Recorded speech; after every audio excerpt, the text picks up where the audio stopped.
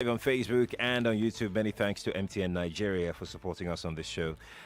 You can watch live on Facebook, Nigeria Info 99.3. You can also watch us live on YouTube as well, Nigeria Info 99.3. We're going to start this one with the Vanguard newspaper. We are on page 5 of the Vanguard.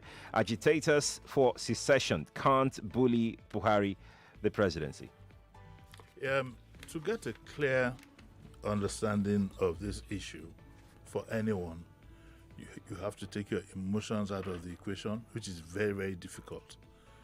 You have to take your sentiments out of the equation, also very, very difficult. Your political leaning, so many things you have to do to get a clear understanding of not necessarily what is being said, but of the implications of what is being said. I'm not too concerned with what is being said. I'm rather concerned with the implication. Shehu Garba is not a good speaker most of the times, and it's not something to hold him responsible for. I think he's been given a job that is a bit beyond his reach in that regard, and that it's not a minus. What it just everybody has, like, I remember I admitted here that I could never be a newscaster, and I had to apologize stuttering through reading a statement here. So everybody has his own areas of specialty and whatever. Shehu Garba is a good journalist. You can't take that from him, and he's a jolly good fellow. I haven't actually met him, but I've seen him from a distance. But when it comes to this job that he's doing, he himself, even Femi too, to some extent, they don't have that sensitivity that this job entails. They don't understand a lot of things, and these are journalists. These jobs, I repeat over and over again, should be handled by people with very, very good PR experience who know the sensitivity of what they're saying. Now, why did I have to go through all this narrative? In a way, whether you like it or not, what Shehu Garba said is right. To some, what is not all what he said. A lot of what he said is right. You just have to take your sentiments away and admit it. But in responding, of course, he blew a gasket in the manner in which he made the presentation. Let's look at the facts one by one. Right. Agitators for secession can't bully Buhari. Nobody can bully Buhari. And but the question is, does Buhari see agitators as a complete nuisance?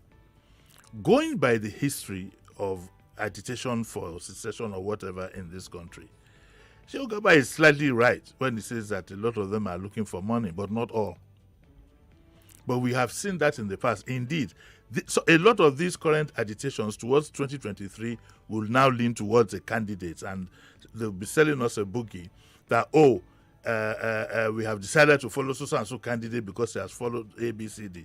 And before you know it, these people now start having some kind of businesses that you really can't account for the source of the money. We all know this game. In that sense, he is right. But in another sense, I think it was insensitive for him to have said so, because there are loads of Nigerians now who are just not happy with the Nigerian state. They're not happy with the state of things. And who then, for lack of leadership, for lack of understanding the issues properly, and subject to the mischief of the politicians that are closest to him, a lot of Nigerians now believe that, if we could get out of the Nigerian state, their lots will be better. If they think deeply, it will not happen so. I've said that 1,000 times. I don't want to go along that route again. Route, sorry. Don't let me go American this morning. I want to go along that route. I believe that the major problem of the Nigerian is caused by all politicians across the board and the elites. Yes, and it goes across the states. I don't wish that you have that experience to know that running out of a nation for these reasons would make your life better. If in any case, it will make it worse. Now, why don't I have confidence in a lot of these agitators? They are not even well prepared. If I'm going to lead my people, for example, and say if a man was like Awolowo was going to lead his people, you will have a map, you will have local governments created, you will be well prepared. Before you now come out and say, yes, I'm ready to do it, won't be on the pages of newspaper alone. I've seen a lot of people demonstrating. Demonstrating for what and to who? Okay, so you go along the streets, we want to do a republic, we want Biafra, you go along the streets, you come back, and then what next? But it is gathering momentum because of the level of hunger and deprivation of our people. And our people must realize that their first port of call, rather than the center, is the closest one to the first person you should hold responsible for your plight is the closest person to you, and that's the local government and by extension the governor in your state. Because I sometimes wonder if my brothers in the east decide that okay they want a Biafra, what Biafra are you going to? Look at a governor that was arrested about sometime last week or so, and see the list of things where they say the man don't work.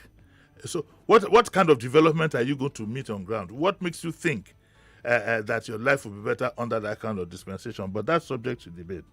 Now, there's also the issue of, he says that there's no need for a national conference. Mm-hmm. For me, I don't know how a national conference is going to, I don't know how it's going to be constituted when you already have a national assembly. I'm not going to subject myself to any conference of whatsoever where people are chosen and not elected.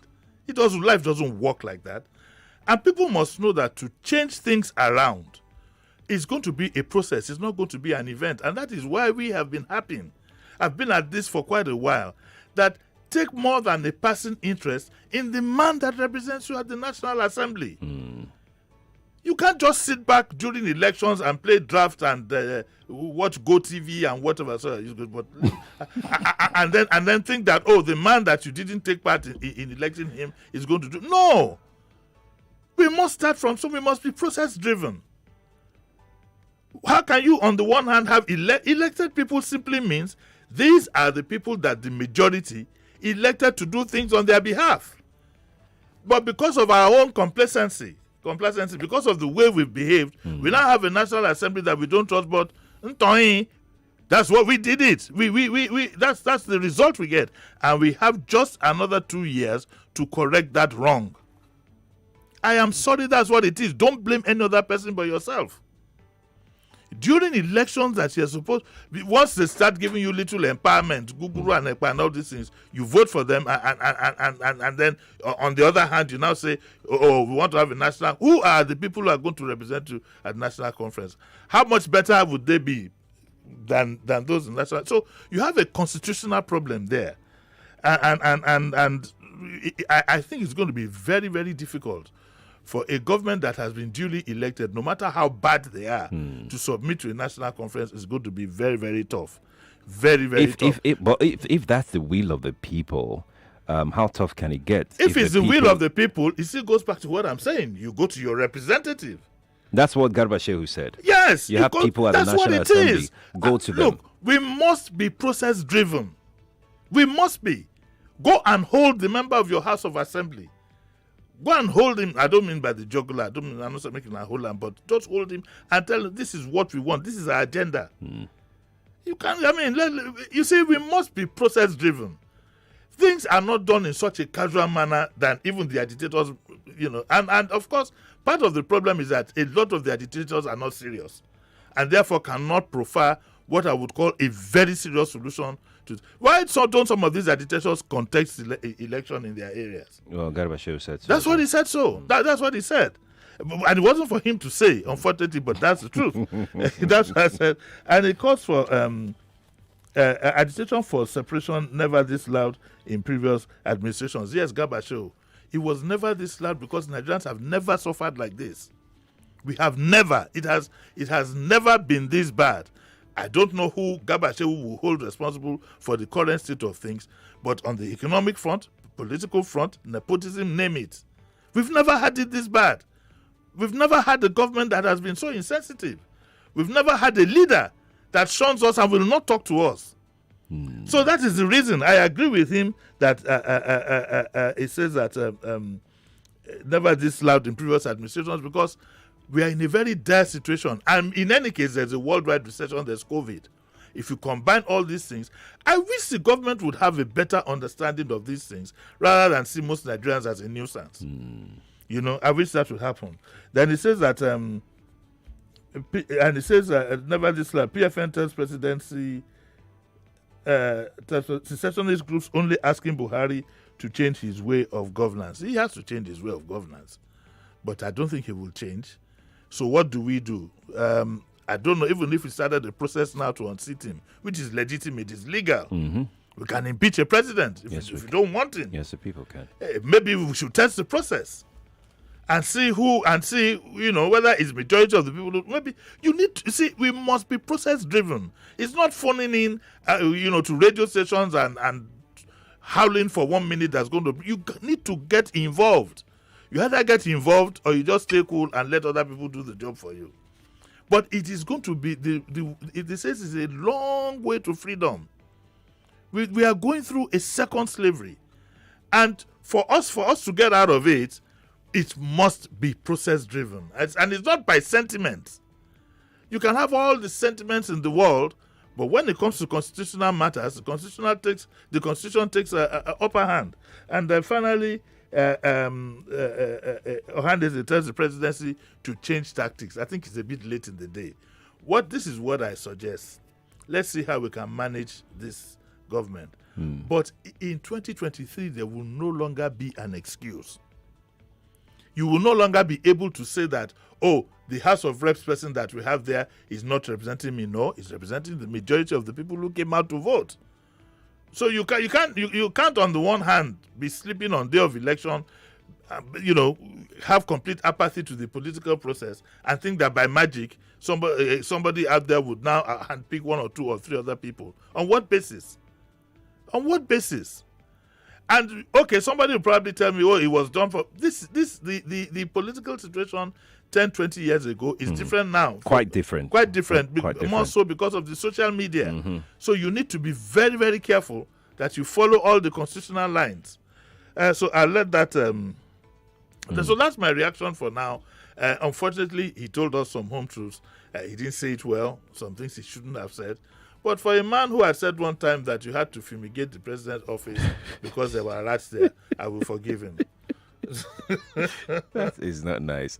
He said yes, he said so. You don't say things like that. Kenneth on Facebook says, JD, elections do not count any longer in Nigeria. Our representatives were elected. Will you call what happened in 2019 in Lagos elections, general elections, and millions were fair enough. So if elections don't count, how are you going to choose the people who go to the national conference? It's going to be by election. So why don't you make these elections work? Why I have faith in this country that elections will work is what happened in 1993, where you had the Muslim ticket, and against all odds, Moshood Abiola won that election. I know what has taken place since then, trying to get the election validated and so on and so forth. It is a long process. It's a long way to freedom. But you should not run away from the only route that could take you to El Dorado.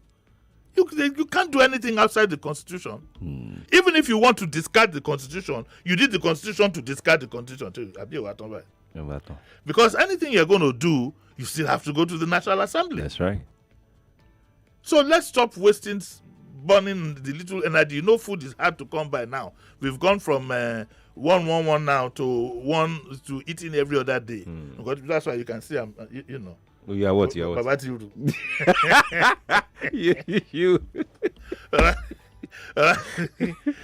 But this is what I always tell people when they bring up the issue of elections don't count, they rig election. I say, look, the power is in your hands. It's in your hands. You can make it count. It's because you've not exercised your power as a people to make elections count. If you want it to count, it will count. The zeal with which some of us in the media and the few activists do their job, if we had 3 times that percentage of people rising up, we would have a better country. Every time we try and it is the same Nigerians that will say, it's because Jimi doesn't like Sheriff, because they are not from the same state, they are not from the same local government. It's because, we pick up all kinds of things and we sit back and do nothing at that time.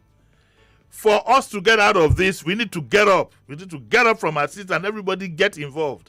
If we got involved in 1993, I don't know why we can't do it now. There's no reason why. No. There's no reason. And there was no social media then. No. Muslim tickets, Southwest candidates. And he won. Let's go pick up the Punch. Let's leave Vanguard for now. Let's go pick up the Punch. IPOB, Massab members asylum. FG may summon British envoy. Ohaneze Afenifere back UK. All that is hot air.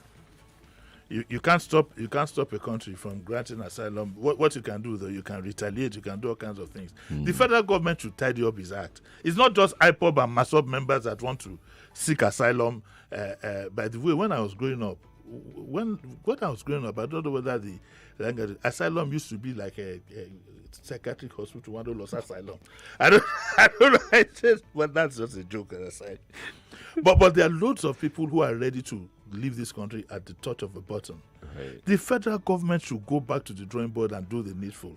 Why wouldn't the UK grant asylum to IPOB or Ohaneze when they read the papers and listen to the radio and have looked at your security structure? They have intelligence. They have intelligence, even from the media. They've looked at your and that they've seen how you've been handling the issues that concern the Southeast with impunity. And you think that by their own reckoning, they won't believe that there is a need to give this, that yes, it is true that these people are marginalized. There's a need to make some provisions for them. But that is, of course, plus their own original agenda, which I don't want to talk about here. Just know that there are no friends in the Western world, their interests. That's another area. But have you not provided the kerosene to be poured into a burning fire? You understand what I'm saying? Have you not provided kerosene to put in a burning fire? So for some of you now, if you want to go Sheriff, you can change your name from Sheriff to Okafor. No, I'm not going to change it. I lost asylum. I don't need asylum. I'm not changing anything. No way. No way at all. I feel sorry for Alhaji Lai Mohammed and Shehu Gaba and of course my good friend. Their work is so hard. Their work is so hard that I wonder how they will feel at the end of their tenure. It's a tough job. If you could gather any of these three into one corner, you'd be amazed at what their views would be like. but it is a job that and that's why. I repeat again, once when somebody said, oh, he's looking for political appointment, I said, no, I'm not going to do the dirty man's job. There are a group of people that are holding this country to ransom. Whether we like it or not, they exist. Whether we like it or not, they're resolute in carrying out whatever agenda it is. Heaven help us all. Is there a redemption for this country? I'm supposed to give hope. When I'm on air like this, I'm supposed to give hope. But my inner feelings will be made known at a future date. Okay. But I tremble inside. I can tell you, Sheriff, jokes apart now, I tremble inside. I keep saying, look at what has happened in the East. I heard on the news this morning that some group of guys blocked the road. Yeah. It's moving slowly but surely. And what is ahead, it frightens me. Because what does it mean? It means that if care is not taken, it's going to be difficult for you to drive through the East. To or through the East. It's going to be difficult. And before you know it, it could expand very quickly. I hope we don't push ourselves to where we now begin to have warlords. Because look, very soon governance is going to become impossible in those areas. You know? That's scary. But whether there's redemption, I'm also playing the role of a priest here and hope that God will intervene. Let's go back to the Vanguard. But I am injured. Okay. I am afraid that I am injured. We'll be fine. I am injured. I have seen it happen before. Yes, I wasn't too small in 67. I used to read the papers then. I was in Form 1. No, Form 2 even. Yeah. I mean, so I'm really, really, really, really scared deep inside me. All right, let's go back to the Vanguard, page 11, Vanguard newspaper. Lagos to renew clampdown on Okada, illegal abattoirs. I'm sure my Lagos State people, their ears will say, here he goes again. No. In fact, I am glad that this story, I am glad that the government has done the needful. If you are heavily criticized, the response is not hitting the media. The response is correcting the things that you're being accused of. And I'm glad to hear that the government has shown a new resolve to ban Okada, to clamp down on Okada and illegal abattoirs. Well, I don't know about abattoirs, but more of Okada. I'm glad that this is the way that Governor Sanwo-Olu wants to go now, rather than allow his media people just go on a rampage. This is good. Now, what should he do? What he needs to do is to take the easy pickings. There are some areas where you can, well, not easily, but with determination, say that what the law says there will be no Okada, and so it shall be. Eko Bridge, Ido, Ikorodu Road, the major areas. Start from there and let people get a sense that you want to assert the law. The law must hold its own. I am glad that this renewed. I'm also glad to tell you that the tankers are finally off the road, at least on the Eko Bridge stretch. Okay, and movement in and out of the mainland was done with a lot of ease. It was beautiful driving 12 noon on, from the island to the mainland and back at 5. We thank him for that. Keep at it. Keep at it. Nobody hates you. Okay, nobody hates you. Don't allow a lot of your propagandists and whatever. Don't allow them. You have to be told the truth, and you get it in a more bitter way because of the frustration of those of us who have this job. To comment on issues. So I'm glad he's not taking it personal. He's done the needful. Let him keep at it. We have told Governor Sanwo-Olu before, and his commissioner by extension, that we are here to provide all the support that he can get to make sure that because it is in our interest. Mm-hmm. He now needs also to go, if you go to I don't know who produced the documentary, but if you go to my Instagram page, you see a documentary on Ikoyi. Okay, how far down it has gone, gradually becoming a slum. Some people were saying, it was trending this morning. I'm not sure it's still trending. Yeah, some people were talking about it being an uppity thing, and no. That is the example of how far down the road has gone. The other areas are even worse. So, Governor Sanwo-Olu, you need to work on the environment. You need to assert yourself. And like I said, we're ready to provide the advocacy to make this happen. At no charge, at all.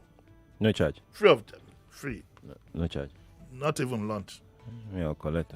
You collect. It's service now. It's service. Pay for airtime. That's it. No, when I said I didn't pay for airtime, I'm not talking about airtime. You have to pay for airtime. He has to pay. Sorry, Governor, sir. But I think that our third relationship might start getting better if these things are done. If these things are done. Remember, take a cue from your predecessor. He didn't bother himself so much about media and whatever. He did the job. To endear yourself to the people, he did the job. And that crucial time is coming. It is the people you will need. Not your image handlers, the people. As Fashola, he will tell you what happened to him when it was said at party level that he was not going to go for a second term.